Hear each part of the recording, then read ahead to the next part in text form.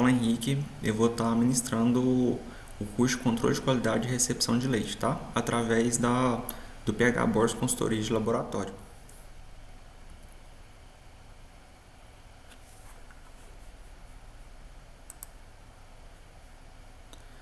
Falando um pouquinho aqui de mim, eu sou tecnólogo laticínios, né? Tenho mais de 10 anos aí de experiência na área de controle de qualidade de leite, né? Já trabalhei em diversas empresas, né? Como a Precanjuba, Itambé, Lactalis, Catupiry, Laticínio Centro-Oeste, né? E atualmente eu sou supervisor de controle de qualidade. Minha formação acadêmica, eu sou tecnólogo em laticínios, eu tenho MBA em segurança de alimentos, tá? E sou estudante de neurociência e também eu tenho uma certificação de auditor interno da FSE 22000, tá? Essas daqui são as minhas redes sociais, onde você pode estar me encontrando, tá? E estar me acompanhando. Eu posto bastante conteúdo relacionado a leite, tá? Nas minhas redes sociais, então fique à vontade para poder acompanhar, tá? Esse daqui é o nosso conteúdo que a gente vai falar durante os 4 módulos foram divididos a toda a aula, tá? A gente vai falar sobre a formação de adultos, né, e aprendizagem de acordo com a neurociência, introdução à instrução normativa 76, 77 e a portaria 3982, tá? Que são bem complementares, uma acaba complementando a outra. A gente vai falar sobre boas práticas de laboratório, tá? As análises de recepção de leite em relação ao plano de controle. E também a parte de calibração, que sem calibração a gente não consegue fazer, não adianta ter uma análise bem feita se eu estou utilizando um equipamento que não atende aos requisitos de equipamentos calibrados, né? Então, eu vou ter um resultado não satisfatório, né? Começando aqui, como que vai ser, como que o treinamento ele vai acontecer, tá? A gente vai usar meios andragógicos para poder desenvolver uma metodologia onde vocês podam aprender e utilizar isso aí de forma prática no seu dia a dia, tá?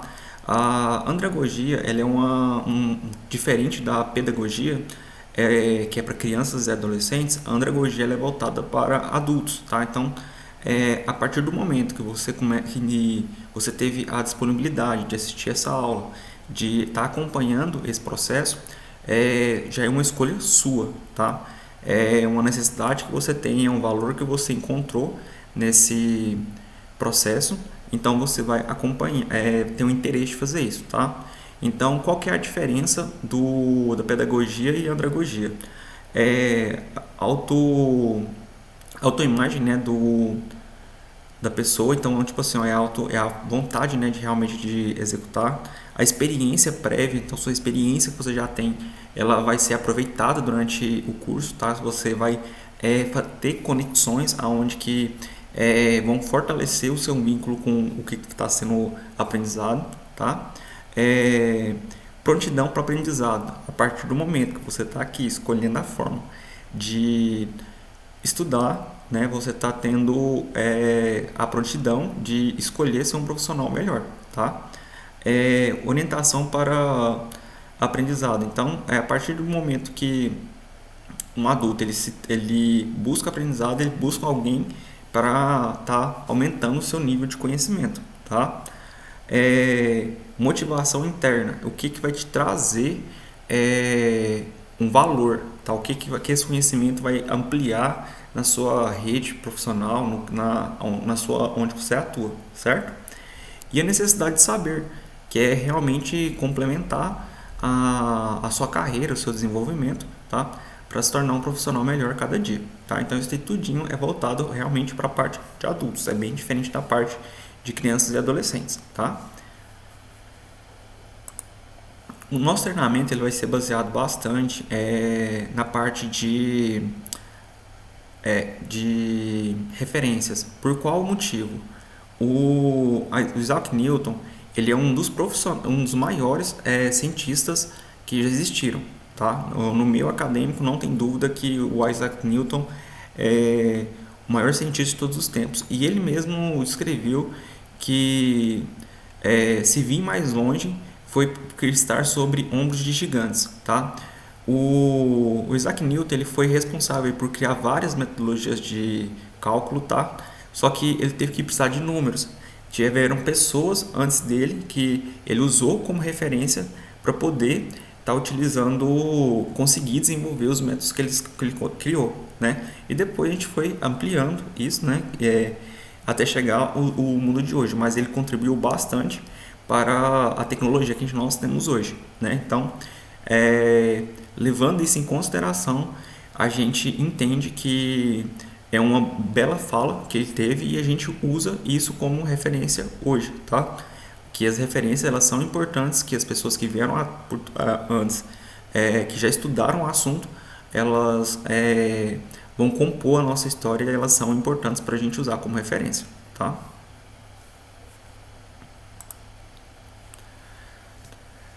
Aqui falando referente à IN 76, né, que é um dos nossos focos do nosso treinamento. A IN 76 é Fundamentos da Qualidade. A Instrução Normativa 76 ela estabelece os pilares fundamentais para produtos da identidade e qualidade de leite cru refrigerado e leite poá, né? A gente não vai falar tanto sobre leite poá porque a nossa intenção é falar sobre a recepção de leite, né? Então a gente vai focar mais nessa parte da recepção de leite, mas ele também ele também descreve ele também é o RTQ, né, do leite poá, tá certo? A instrução 76, instrução 76 de novembro de 2018 estabelece o regulamento técnico de fixa a identidade e características da qualidade que deve ser apresentada no leite cru, refrigerado, leite pasteurizado e leite poá, tá? Então, basicamente, ela descreve todas as características que tem que ter o produto no setor lácteo, tá?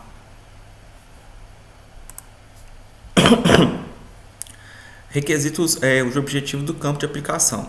Requisitos de identidade, né? Conservação adequada e cadeia completa, tá? Então, a gente vai falar os requisitos de identidade, né, quais são os parâmetros que são exigidos na IN 76, né, a parte de conservação, de como que o produto ele tem que ser transportado, armazenado, tá? Então isso tudo vai estar descrito na IN 76 e a gente vai ver logo mais. Controles obrigatórios na produção primária. Condições de higiene sanitária. A ordenha deve ser realizada sob condições higiênicas sanitárias adequadas para garantir a qualidade da origem. Ambiente limpo, controlado, equipamentos higienizados, manipuladores treinados. Tá? Então isso daqui é o que já fala que lá na fazenda é necessário ser feito para garantir uma matéria-prima de qualidade, certo? A água potável ela tem que seguir a portaria 888 da Anvisa, tá? Então é necessário que essa água que é utilizada no campo também seja previamente tratada, tá? Antes de ser utilizada. Proibições absolutas: é proibido neutralizantes, conservantes químicos e reconstituintes, tá? Então tudo isso aí já é notificado que é proibido ser utilizado na fazenda, tá?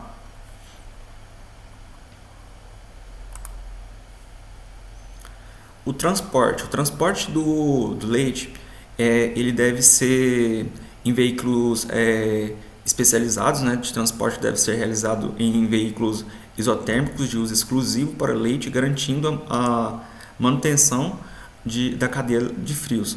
Temperatura durante o transporte. A temperatura deve ser mantida menos de 7 graus, tá? Durante todo o percurso até o laticínio.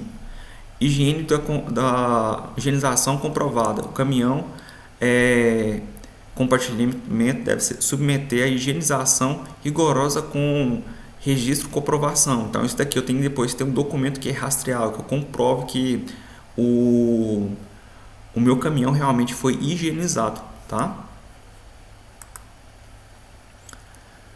Controle de recebimento de leite. Quais são os princípios aqui que eu vou utilizar para fazer um controle da minha amostra ali para mim antes do leite entrar dentro da empresa, tá? Medição de temperatura, avaliação sensorial, coleta das amostras e decisão de aceitação, tá? Então isso daqui é o básico que eu utilizo para poder verificar se o leite ele vai entrar para a fábrica, se ele vai ser descarregado ou se não ele vai ser tomado uma decisão, ser descartado ou então ser destinado para algum outro produto, tá?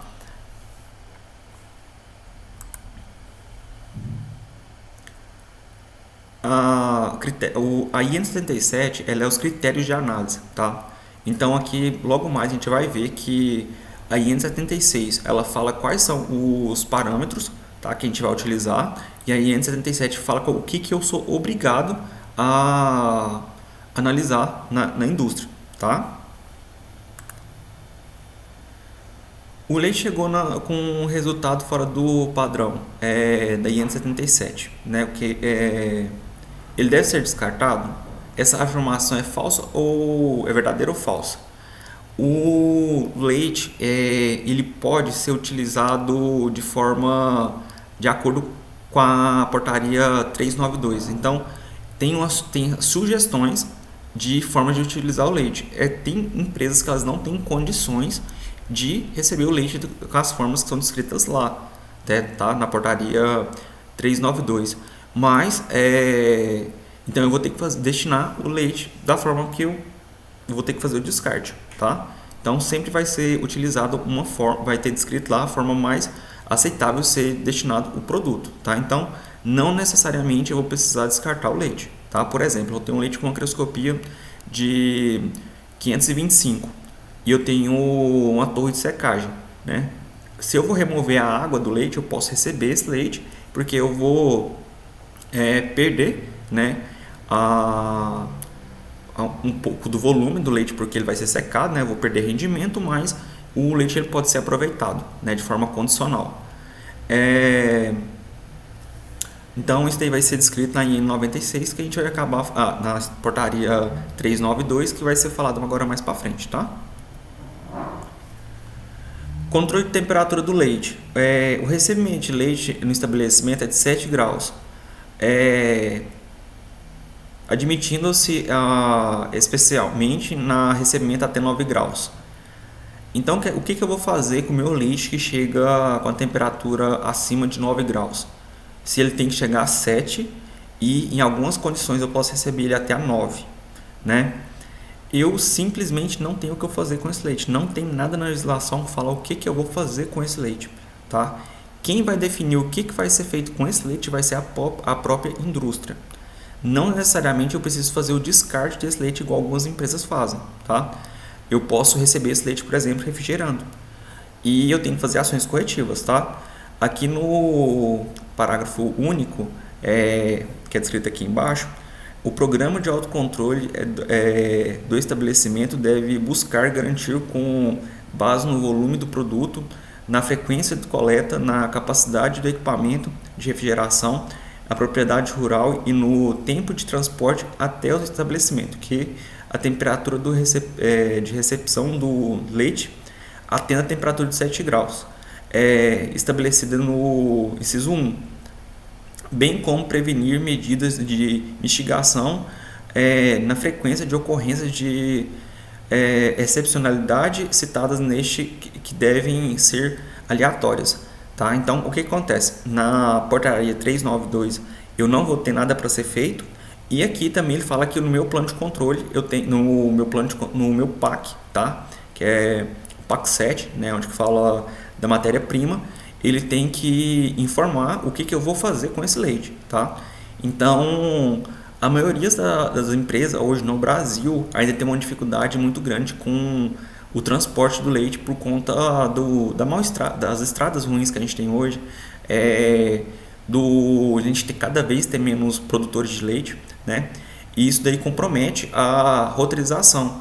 Então eu vou ter uma roteirização muito longa e isso daí vai fazer com que o meu leite demore a chegar na empresa e vai ter um aquecimento no meu produto. Então eu vou ter uma dificuldade muito grande para receber esse leite com até 7 graus, né?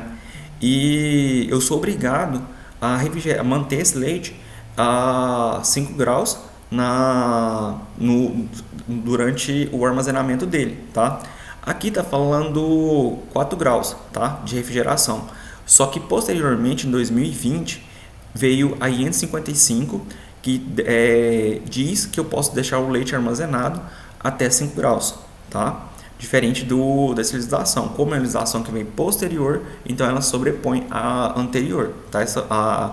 A portaria a IN 76 ela é de 2018 e a IN 55 ela é de 2020, tá?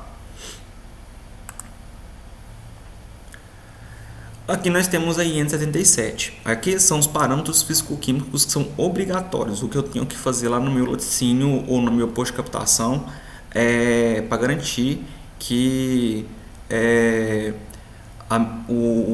eu atenda a legislação de acordo com as exigências que realmente são necessárias eu fazer no recebimento do leite, tá? Então, quais são as análises que eu sou obrigado a fazer? Temperatura, teste de Elisarol, acidez, crioscopia, densidade, teor de gordura, extrato seco total, extrato seco desengordurado, pesquisa de neutralizantes, pesquisas de reconstituintes de densidade ou crioscopia e pesquisa de substâncias conservadoras. Então, quais são? Porque, beleza, ele falou para mim que eu tenho que utilizar, fazer a temperatura, ok, Elisarol, ok, gordura, ok, extrato seco, ok, extrato seco desengordurado, ok, mas é que ele não fala quais são as pesquisas que eu tenho que fazer, tá? Ele fala que eu tenho que fazer pesquisa de neutralizante de acidez, mas ela não fala qual que é a metodologia que eu vou utilizar. Então, ela deixa esse ponto aberto para mim definir qual vai ser a metodologia que eu vou escolher para mim poder fazer essa verificação, tá? E isso daí também serve para outras fraudes, tá?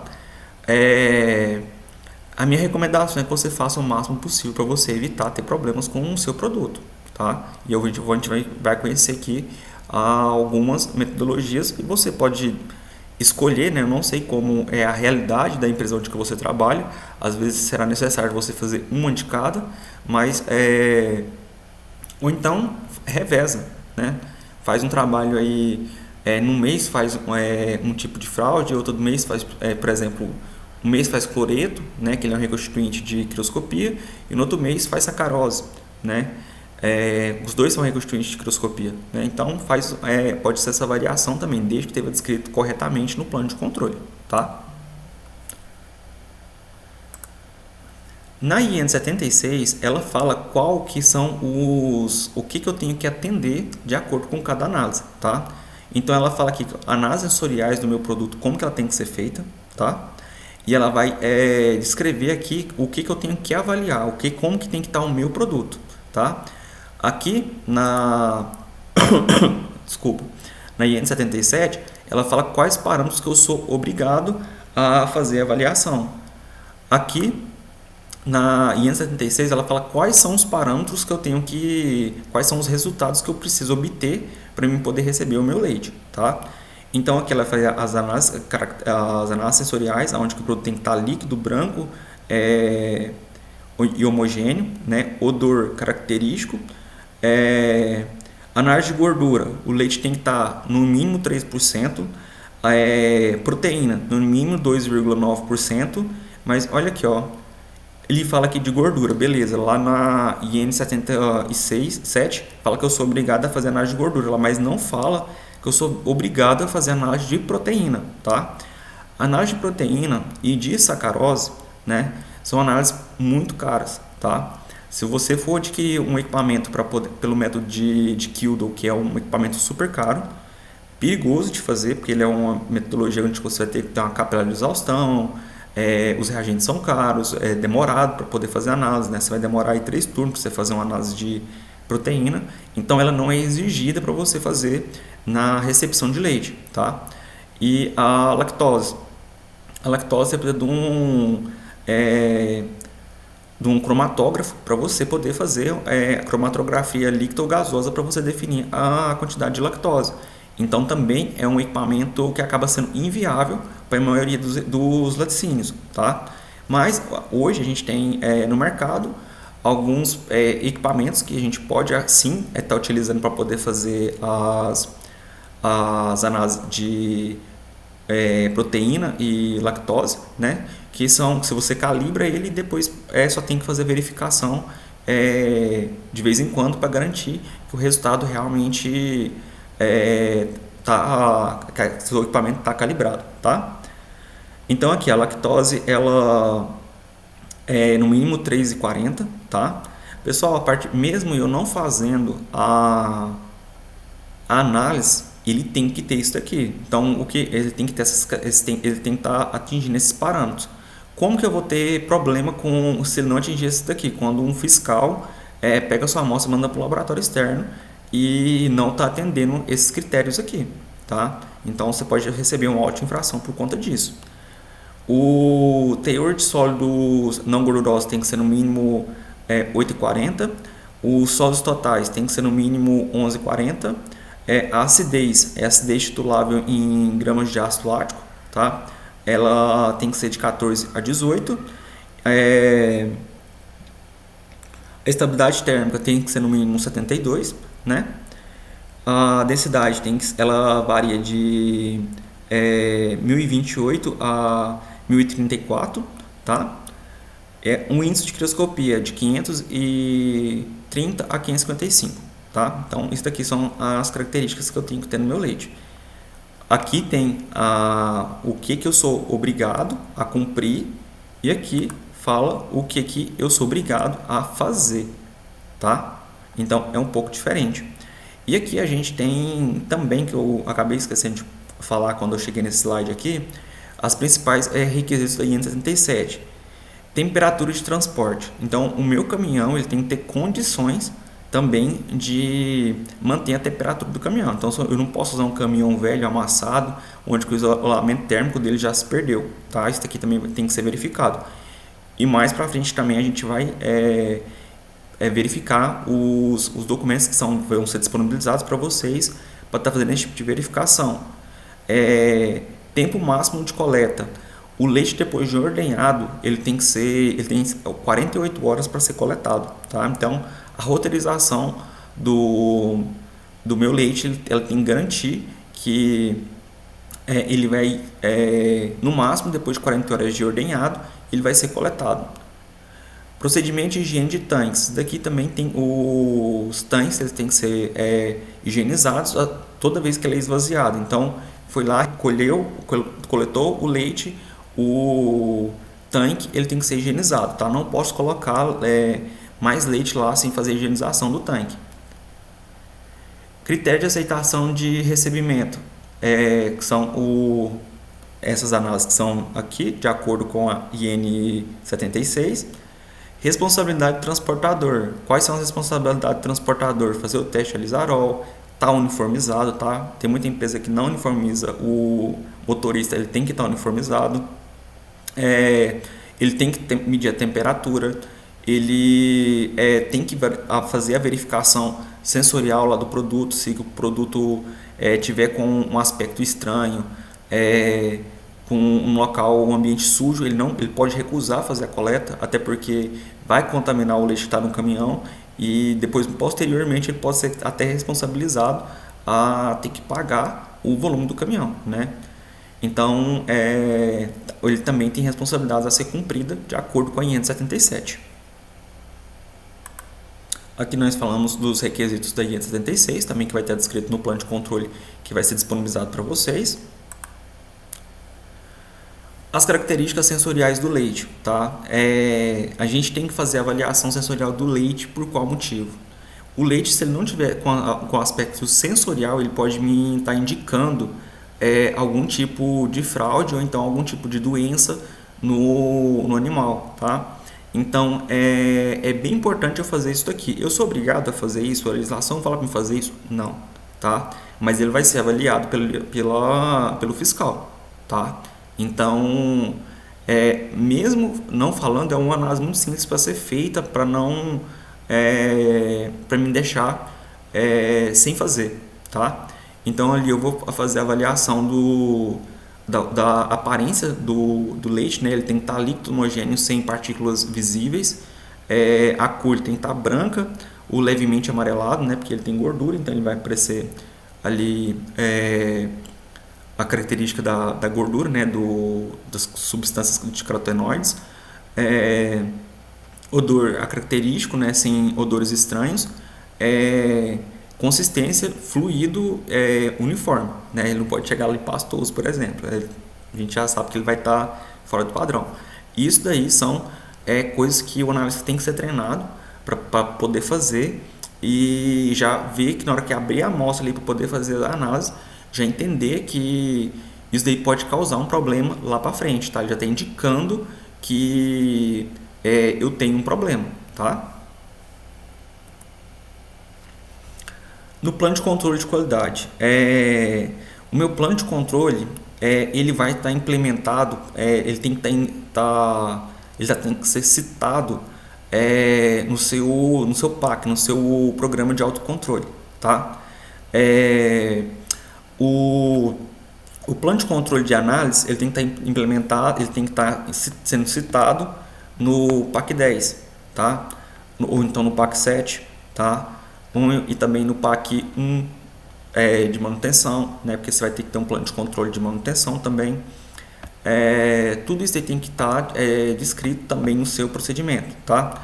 O plano de controle ele é um documento de estratégico que deve todos os pontos de critério de monitoramento. Então ali eu vou colocar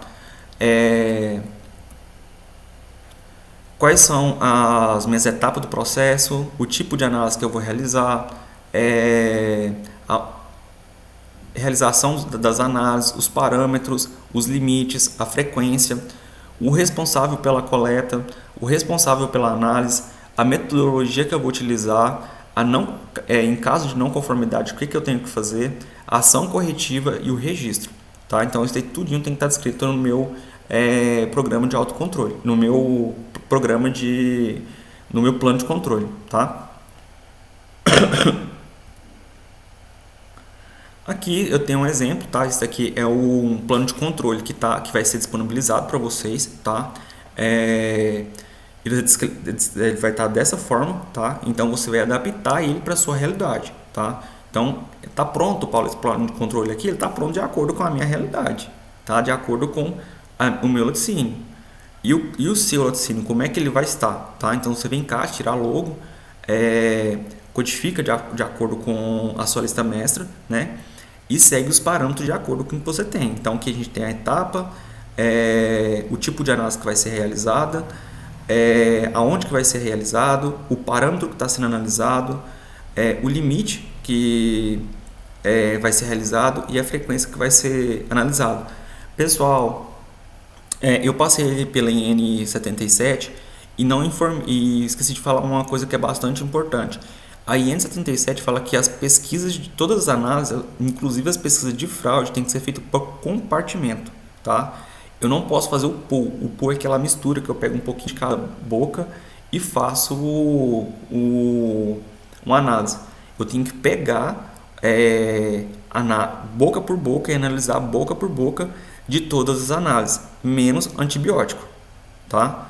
Então, aqui no meu plano de controle, isso também tem que estar descrito e na minha frequência que eu faço no meu laboratório também tem que ser realizado dessa forma, tá? E aqui tem os limites de aceitação, tá? Aqui tem os procedimentos que eu vou utilizar para poder fazer análise, que são as metodologias, que também vão estar disponíveis para vocês, adaptar de acordo com o laboratório de vocês, tá? A não conformidade, qual que é o parâmetro que vai obter caso tenha uma não conformidade, o que eu vou fazer, a ação corretiva que eu vou fazer em caso de não conformidade, tá? Quanto tempo que eu vou armazenar esse documento e onde que eu vou registrar essas informações. Então tudo isso aí tem que estar no meu plano de controle e tem que ser comprovado que você executa essa atividade dessa forma, tá? Então ela não pode deixar de ser realizada de forma alguma, de acordo com o que eu estou escrevendo aqui, tá bom?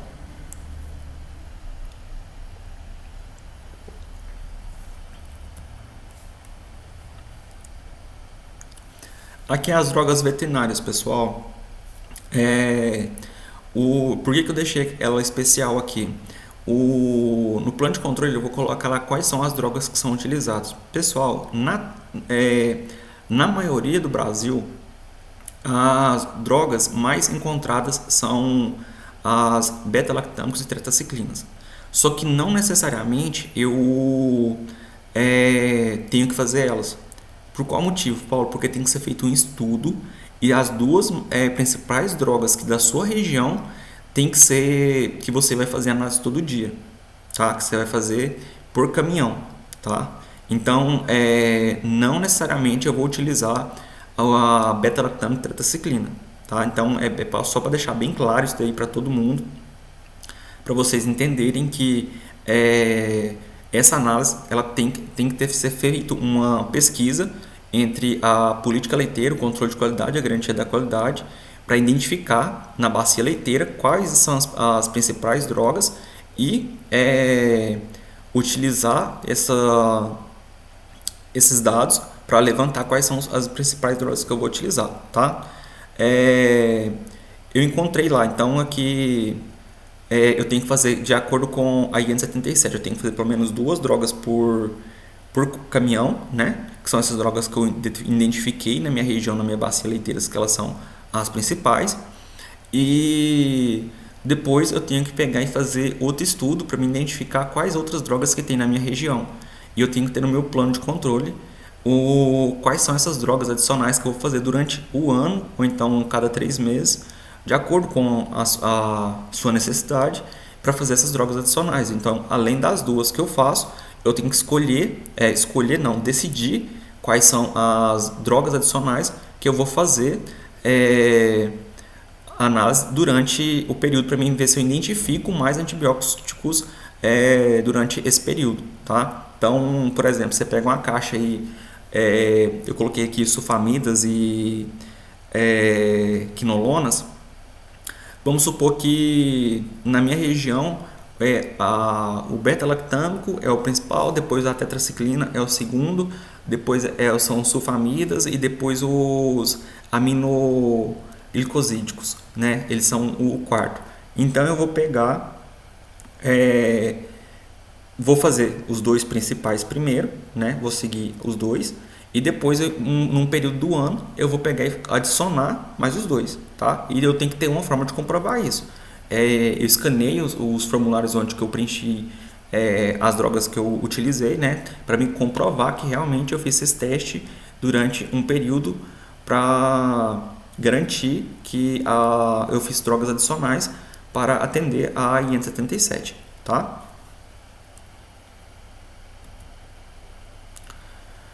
Na IN 77, pessoal, voltando aqui, ela fala que é necessário eu fazer todas as drogas existentes no mercado, só que isso daí é inviável, tá?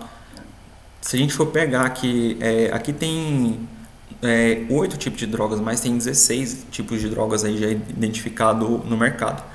E, por exemplo, uma caixa com 100 unidades aí de sulfamidas e quinolonas, ele sai no valor de R$ 4.000, por exemplo, tá? De macrolídeos, ele sai aí no valor de R$ 6.000. Então, são valores exorbitantes. Então, a gente não consegue fazer, é inviável a gente pegar e fazer esse tanto de drogas no leite, né? Então, a gente realmente tem que fazer o estudo, identificar quais são as drogas adicionais e fazer essas análises de acordo com o estudo que foi feito e ter forma de eu comprovar que eu não preciso fazer todas elas, tá bom? Análises individuais de produtores. Aqui, pessoal, além de eu fazer a avaliação do meu leite, eu tenho que fazer a avaliação do meu produtor também, tá?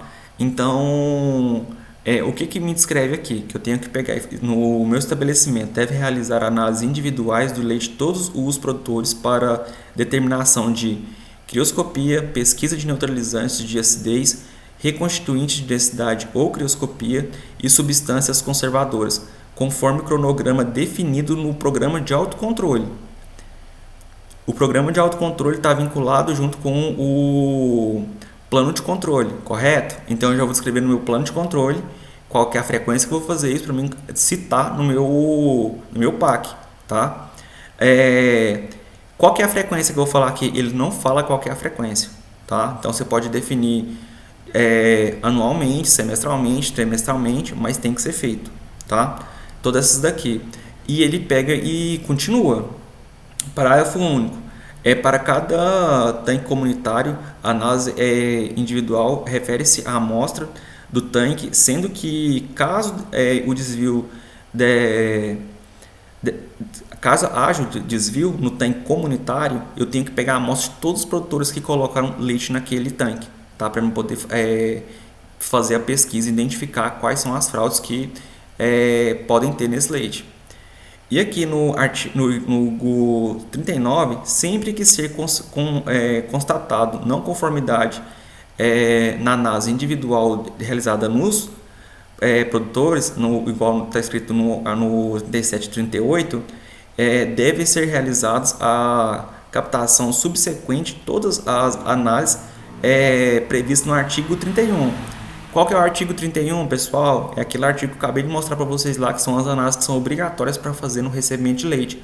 Eu tenho que fazer todas elas na amostra do produtor, tá?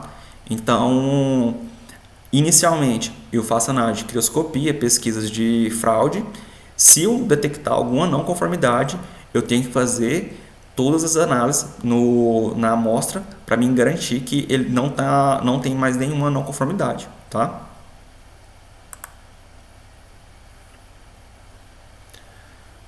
Passando aqui agora, pessoal, pela metodologia, tá? No artigo 35, ele informa quais são as metodologias que eu tenho que utilizar.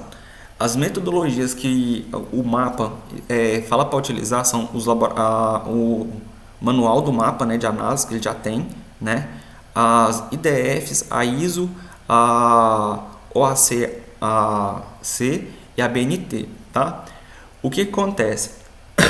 Essas análises, elas têm alto valor. Essas metodologias, a IDF e a ISO, que são as principais, ela tem alto valor, alto custo, tá?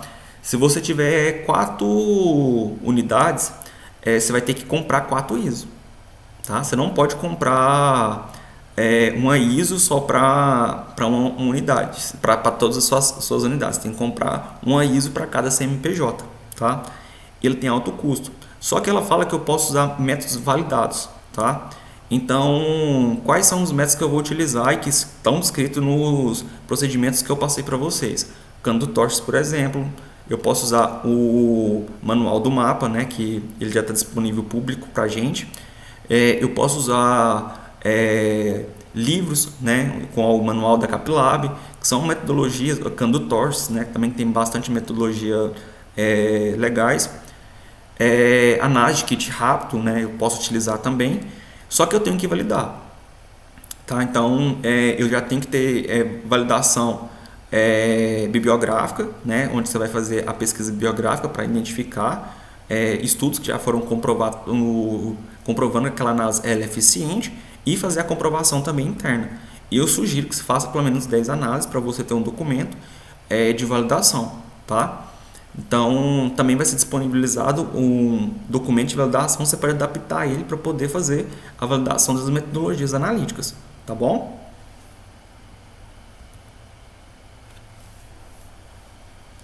Requisito microbiológico. Eu sou obrigado a fazer CPP e CCS no meu leite, tá? Esse leite aqui não vai ser internamente que eu vou fazer essa análise, eu vou fazer essa análise aqui na minha região. A gente tem um LQL, a clínica do leite, tá?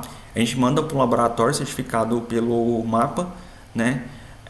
Credenciado ao MAPA, aliás, que vai definir, vai fazer essas análises, tá? Qual que é o critério de aceitação, tá? Na IN 76 fala que o leite do produtor ele tem que ter no máximo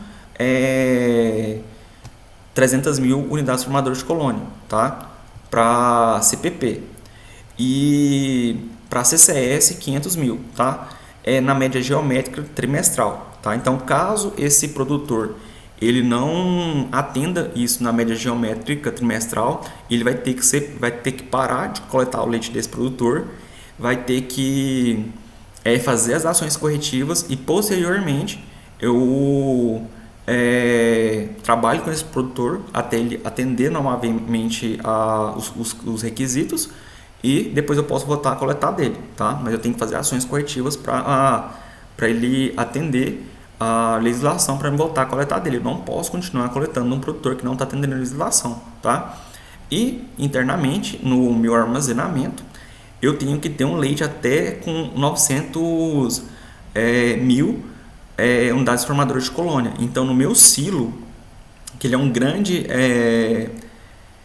portador aí de auto de infração, ele tem que estar até 900 mil, tá? Então, muito cuidado com o tempo que você está deixando no silo. Se está recebendo muito leite, ele está ficando velho lá no silo, porque isso daí você pode produzir um leite com alta carga microbiológica e o fiscal ele vai lá no silo coletar a amostra e vai lacrar o saquinho com a amostra e vai mandar direto para o laboratório que vai fazer a análise, tá? Você vai mandar para o laboratório que vai fazer a análise.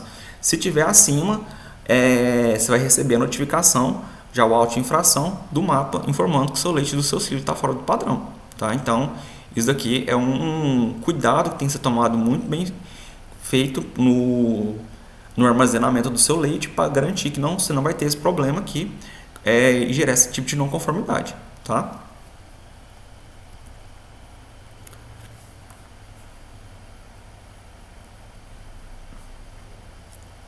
Aplicação na prática do recebimentos, análises programadas, registro formal, segregação, tá? Então, as minhas análises têm que estar de acordo com o meu plano de controle, eu tenho que ter o registro e quando eu tiver uma não conformidade eu tenho que segregar o produto de forma que fica bem claro que ele está sendo segregado e que ele vai ser descartado, então ele vai ser reaproveitado, e daí tem que estar tudo muito bem descrito, tá bom? Muito bem descrito e muito bem executado, tá? Se eu chegar lá com um caminhão, se um fiscal chegar e um caminhão tá com um antibiótico positivo parado lá esperando para ser descartado e não tem ele não tem uma fita zebrada, não tem nenhuma identificação nele lá, é um risco dele acabar sendo descarregado por engano. Então ele tem que ter algum tipo de segregação do produto não conforme, tá? A portaria 392. A portaria 392 ela é bastante importante para a gente evitar desperdícios, tá? Ela não tem a finalidade de permitir que eu utilize produtos não conformes, tá? Isso não é o objetivo da portaria 392, tá? Ela tem o objetivo de propor medidas condicionais para eu poder receber um produto, tá? Então aqui, ó, palavra-chave, uso operacional, tá? Aproveitamento condicional, destinação industrial, condenação. Então tem produto que não tem como, eu vou ter que condenar ele, tá? Então eu vou ter que utilizar ele para produtos não comestíveis, nem para ração animal eu posso utilizar ele, tá? Para uso industrial, o produto que ele vai ser de uso industrial, que vai ser a venda para outras empresas, ele não vai ser utilizado para venda direta para varejo, tá? E esse que é o aproveitamento condicional, tá? Rastreabilidade, isso aqui, pessoal, tem que ter muito bem descrito como que vai ser o meu rastreamento, tá? Tipo assim, eu tenho que estar onde que foi o meu produto. Eu vou receber um leite de pancreascopia ali 525, né, que eu tô falando todo o tempo. Se eu estou recebendo um leite com crioscopia de 525 e estou deixando para leite em pó, que é permitido usar para produtos hidratados, eu vou ter que vender esse leite em pó para outra empresa que vai utilizar esse leite em pó como matéria-prima, tá? Eu não posso vender ele direto para o varejo, tá? E eu tenho que ter rastreabilidade confirmando essa informação.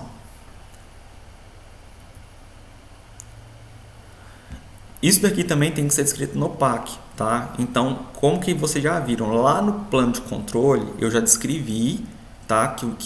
Como que é feito e citei a 392 para facilitar para vocês.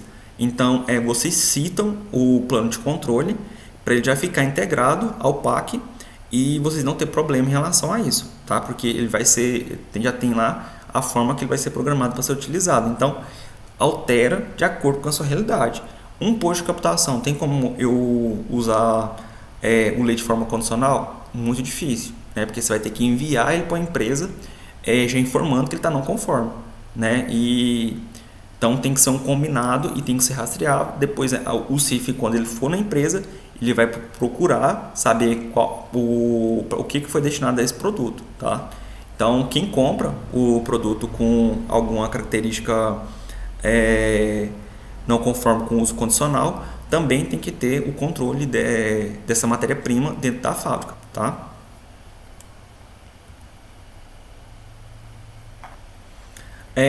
Como que é segregada a identificação?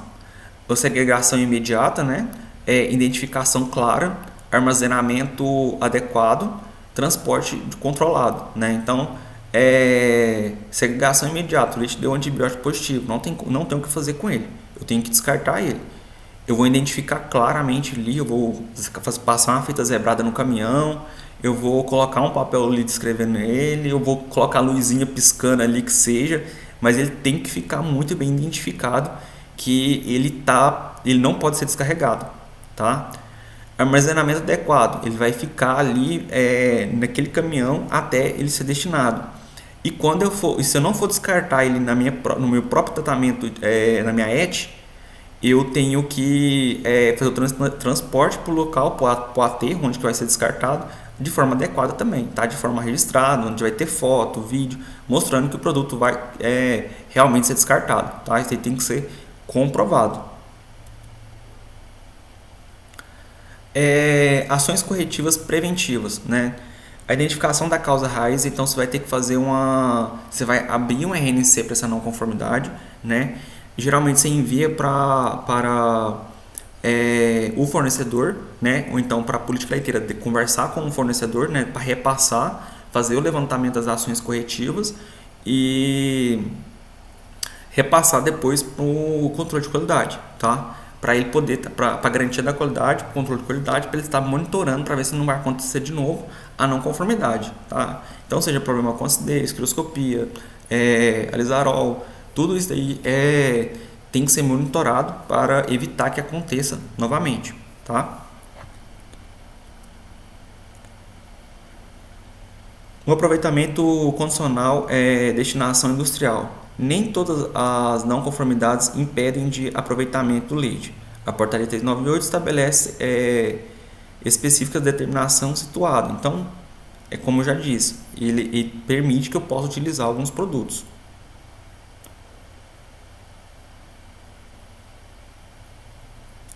Palavra-chave. Aqui é bem importante sobre a 392 também. Não é sobre aceitação ou rejeição. No sabimento de como utilizar o leite, tá? Ela define o que fazer com o leite. Ela não permite que você utilize o leite de forma descarada, tá? Então, é bem importante a gente ter isso daí. E como já foi descrito anteriormente, vocês têm que fazer ações mitigadoras para evitar que isso daí perpetue, que isso daí continue acontecendo, tá? E aqui por fim, né, para a gente finalizar o primeiro módulo, a conclusão do sistema integrado da qualidade, né? São 3 legislações aí que elas ficam integradas, né, que é a IN 76, IN 77, a portaria 392, eu falaria também a portaria 88 da Anvisa e a IN 55 também, né? Porque ela também vai aplicar no plano de controle de vocês aí, pessoal. Tá IN 77, tá? Quando vocês for colocar lá na parte de armazenamento, vocês colocam aí a instrução normativa 55 de 2020, tá? Que lá que fala que é 5 graus, tá?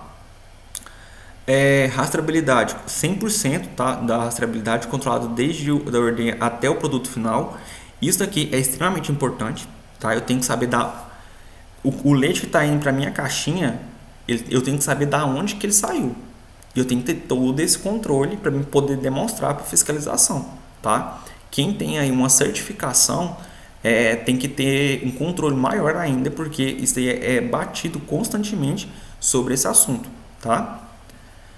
A temperatura crítica de 4 graus, né? Então, a temperatura ali na coleta do leite, no armazenamento do leite é de 4 graus, ele vai me trazer um benefício muito grande, tá? Porque ele vai evitar crescimento de micro-organismos que vão acidificar o meu produto e até micro-organismos mesmos que gostam de frio, que são bem menores a quantidade do que micro-organismos mesófilos, eles vão atuar devagar nessa temperatura, tá? Então você vai ter um prejuízo menor aí na qualidade do seu produto, tá?